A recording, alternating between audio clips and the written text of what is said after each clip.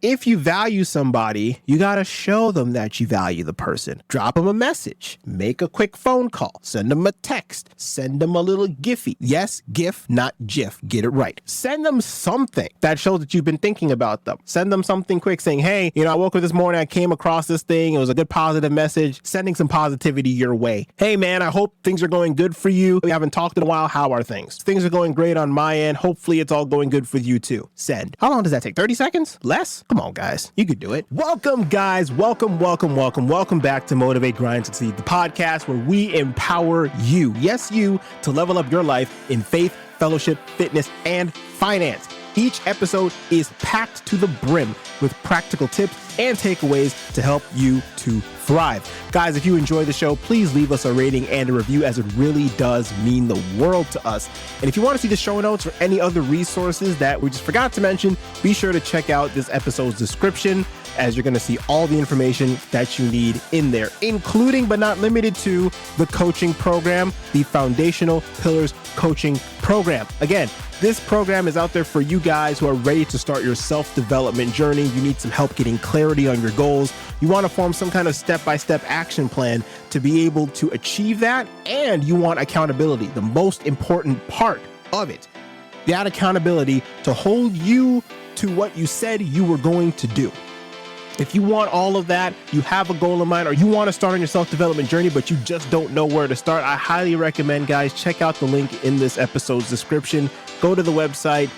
I'm not going to wring your arm. Just go check it out, read the information. And if you want to go ahead and hop on a pathway to peak performance planning session with me, you can go ahead and do that straight from the website. But if not, that's quite all right. Still here to give you a ton of value with today's episode, where we're going to be talking about building meaningful relationships.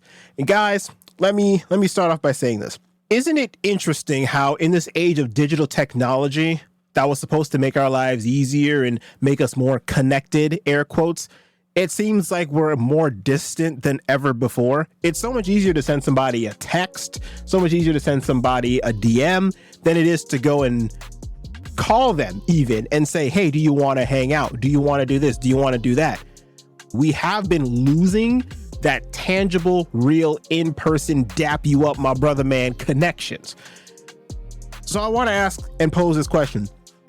Do you remember, not even that long ago, back when friendships were not gauged by an online presence or online followers of any sort, but by actual deep connections, deep conversations, like you actually had to talk to people? Remember that time? I know some of y'all might be reminiscing, oh, those were the good old days and things of that nature. Well, let me tell you, the good old days can still be the good old days nowadays. But we have to put in some work to make that happen. And in order to make that happen, I've got 5 ways today to help you to make that happen and make that a reality for yourself. So without any further ado, let's hop straight into these. And we're going to start off with number 1, and that is to prioritize depth over breadth.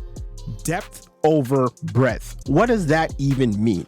We want to prioritize deepening a friendship versus making it very broad. So this is why a lot of times you'll see people who are maybe up in high places, or people who are very high performers, high achievers, or whatever you want to call them. A lot of times they'll have a friend group that is very, very small. Maybe 2, 3, no more than like 4 people really that they really call their true close friends. Why is that? It comes down to this. Do you want 1,000 people to know who you are, but on a very baseline, shallow level, and just say, oh, I know his name's Rasean. I know he's this I know he's this old. I know he makes this much money, and that's about it. They don't really know you. They know about you. That's what it is. A shallow acquaintance basically knows about you, but a deep friend knows you. Let me say that one more time for the people in the back.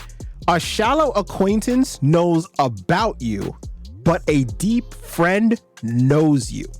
What do I mean by that? I'm not going to repeat the shallow acquaintance one because we already talked about that. They just know about you, a couple facts, check Wikipedia, check Google, check your website, whatever. They know about you. Someone says your name, someone will be able to say, oh yeah, I know about that guy. But a deep friend That person knows your personal struggles.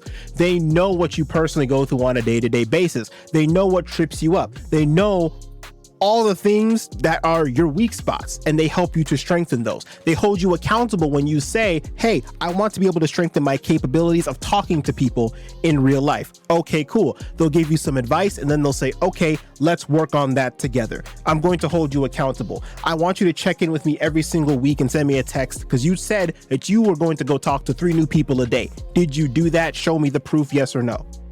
That is the deep friend. That's someone who cares for you deeply and truly. And let me tell you, it's very, very hard to find those people. Even in my life personally, I have a lot of acquaintances, a lot of people that I talk to, but there's really less than 5 people I can really call like a true friend. Like if I was in trouble, I know I could go to their house at like 2 a.m. and be like, yo, I'm in trouble.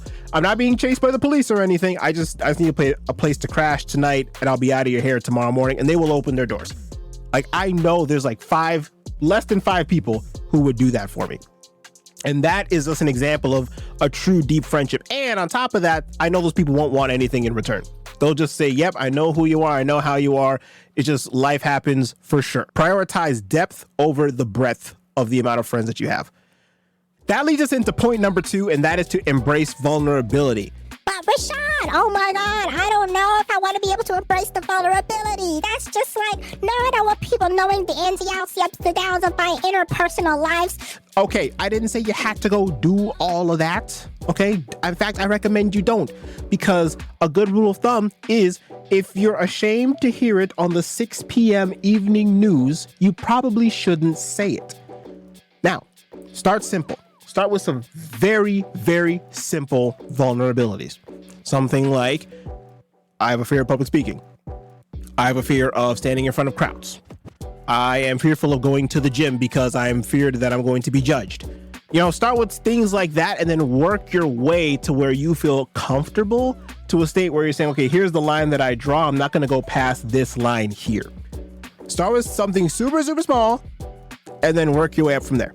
But the point is you have to embrace that, because if you do that, that is how you start to build up that genuine connection.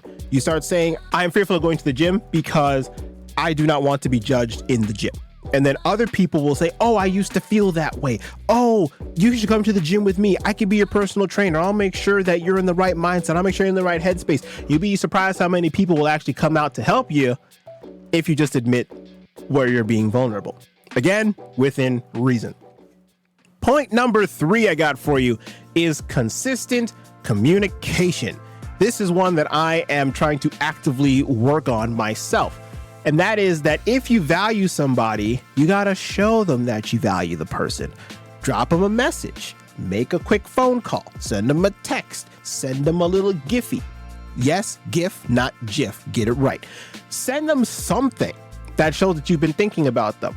Set up some time to meet with them. Something, anything.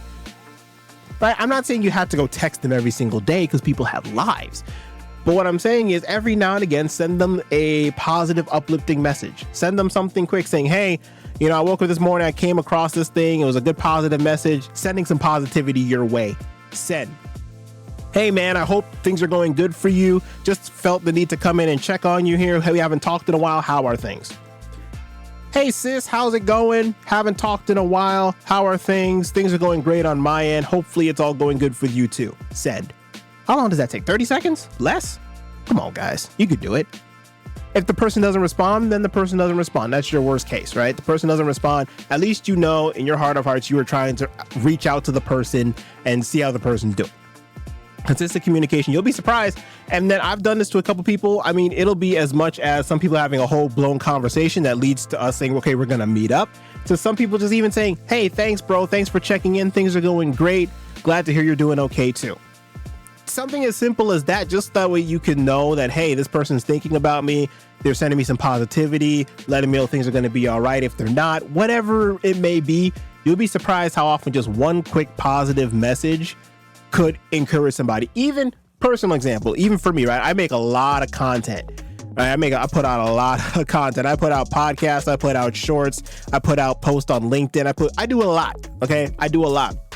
And a lot of times when I'll get positive feedback, whether it be through a YouTube comment or whether it be through an Instagram DM or anything like that, it's always nice to see a positive comment, because then you know, hey, people are resonating with this content, people are resonating with the value that I'm giving, and it encourages you to then go ahead and do more. Okay, I'm not saying you all have to go ahead and leave a positive comment on every single post that I make, because that might get a little bit overwhelming. But when you feel the genuine need or the genuine want to give somebody a genuine compliment or some positivity, do it. Don't hold it back. You have no idea what they're going through. You have no idea what they're going through in their daily lives. Give them a little bit of positivity. You'll be surprised how far that goes. Number 4, I kind of bled into this point a little bit more, but this is to invest time. Relationships are not a drive-through experience, right? There's not just a go up to the window, say what you want, pick it up, and then you're gone, right? And then you come back when it's convenient. These things require time, they require effort, they require energy. It's not just a like, it's not just a comment, it's not just a repost, it's not just a retweet, it's not just none of that. It actually requires you to text or to call or to set up time. Anything good in life requires time, effort, and energy. Relationships are no different. So you got to invest that time with that individual or individuals, so that way you can help to cultivate that. And lastly, number 5 is to seek shared experiences. I know I've been alluding to meeting up with people and talking with people, but a really, really good way to expand upon the last point I made, which is investing time, is to go ahead and seek some shared experiences. In fact, here, grab your phone. I want you to grab your phone right now. If you're listening to this on your phone, grab it right now and go to your app store and look up an app called Get Your Guide or TripAdvisor or anything of that nature, and find fun stuff to do in your town, city, state, wherever. Then what I want you to do is get a group of your closest friends that are truly friends, remember, truly friends, and then I want you to go ahead, set up a day, and go do stuff. Go do stuff. For example, let's say you live in Illinois. Live in Northern Illinois. What can you do? You can make a day to go to Six Flags. Or let's say you live in the United States somewhere. You can say, we're going to go to Disneyland. We're going to go to LA. We're going to go to Texas. We're just going to find stuff to do. We're going to go to Chicago, find stuff to do. Let's say you live in wherever, right? You can figure it out, right? Wherever, because I know we have worldwide listenership, so I can't go through every single country and name stuff.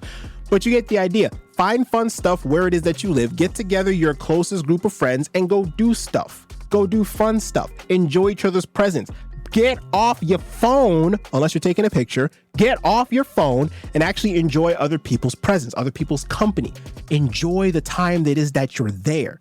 Because when you enjoy the time that you're there with that person, that allows you to form those deeper connections. Then in 1, 2, 5, 10 months time, whatever, you can hit them up and say, hey bro, I was just thinking about you because I was going through my gallery. And remember that time we went to go visit Disneyland, or we went to go to Miami, Florida? And remember that time that you end up choking on a grape at that one restaurant? LOL, here's the picture, send it.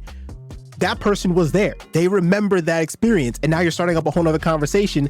And then the person's like, oh, haha, I remember that. And you're having another conversation. That is now, what are you doing now? You're investing time in the person. You're having that consistent communication. And now you're deepening a relationship with that person. You're sharing the experience that you already had. Now you're touching on all these. So naturally, you're beginning to deepen that relationship with that individual, meaning you're forming a stronger connection. So I'll leave you with this question. After all of that being said, are you content with just emojis? Are you content with just texting people across the internet and then that's it, never leading to anything else? Or do you actually want a real life connection where, yes, you can still text the person, yes, you can still call them, but at the end of the day, when you meet up in person, it's like a whole different thing. You want that kind of a relationship where you can just meet up with the person and say, man, once you meet up with them here, it's been 2 years since we last saw each other, but it's like you picked right back up from where you left off, like nothing changed. Do you want that? Or are you comfortable just being on your phone and just texting people all the time on the phone? Oh, hey, how you doing? And then not even getting on the phone and actually calling them or setting anything up.